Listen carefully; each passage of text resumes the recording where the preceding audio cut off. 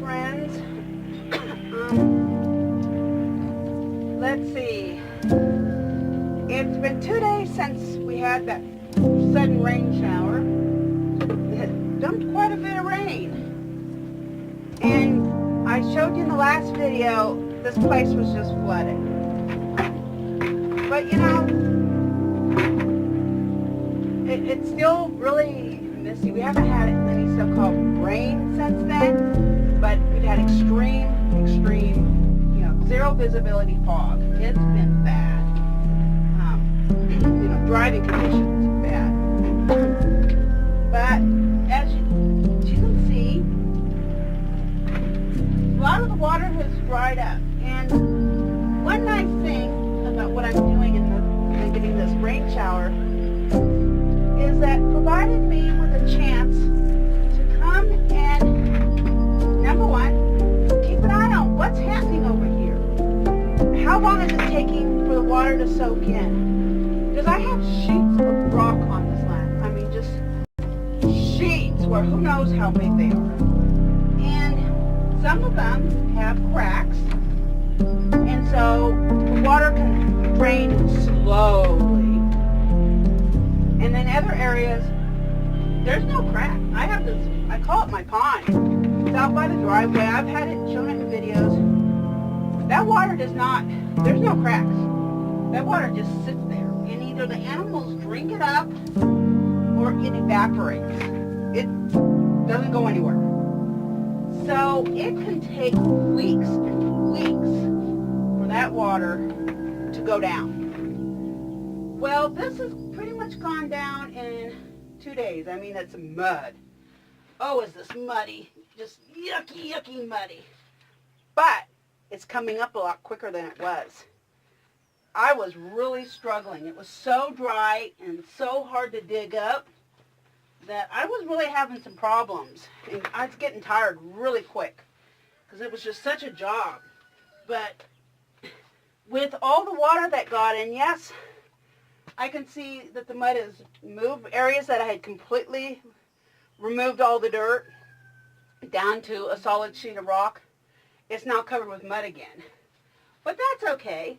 But as you can see, I can just scoop all this up. I mean, this is going really fast compared to what it had been doing. I mean, I had been taking me an hour to fill up one bucket almost. It actually felt like hours, but I'm sure it wasn't that long. Oh, here's a rock. So that sudden rain shower, number one, the land got some much needed rain, so that was wonderful. But I'm getting a chance to observe the water isn't still puddled here, and no animals came in here to drink. So, and it's so humid out here, I seriously doubt it evaporated.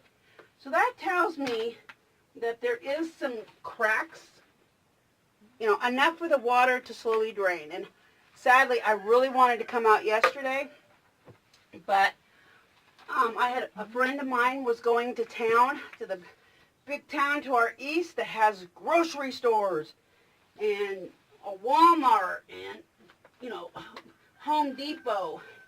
She had a doctor's appointment, and so I tagged along, and I was able to get some hay and much needed food and everything for the animals. And I was out of stuff, so I picked up a few things for me. So it was a good day yesterday, but by the time I got home and unloaded everything from her truck and put it all away and fed the animals and got something to eat myself, I mean, it was late, and I just couldn't get out here to see if there was any water, if the water had all disappeared or if it was muddy. So that's a bummer. I really wanted to find that out, because that would have told me some, valuable information. Which, I'll have to wait for those conditions to repeat themselves, which may just happen. only time will tell. But the fact that there is no standing water in here, that it's just mud, tells me that this is not a solid sheet in here, that there's a slight crack, and I was able to, the water did drain some. So that's good information. So that's the kind of thing, whatever kind of land you have, when you have a sudden burst of rain like that, when it's been really dry, observe, where is your land not draining? Where is the water puddling? You know, in the last video I showed you in the area where I'm dumping dirt to make mounds to grow, like squash. Well, when I went over there and I filmed it, there's clear areas where the water is puddling. And yeah, you know, that wouldn't be healthy for a plant to have all that water just sitting there. So that tells me, you know, if I can, that's an area I need to think about dumping some dirt and adding the dirt too. Just so that there's not the plants, and you know, any squash plants or anything that isn't just sitting in the water. So that's what I wanted to, thought I'd just share that with you today and get you thinking about your own land, to really observe your land. Whether your land is just a house in the city or 500 acres, it doesn't matter what it is. You need to observe, you know, really observe what to do. And if you can't figure out how to solve a problem yourself, try to get an expert, somebody who may know more than you and have some ideas. So just wanted to share that little bit with you today, and I hope it helps you think about your own property. So you take care.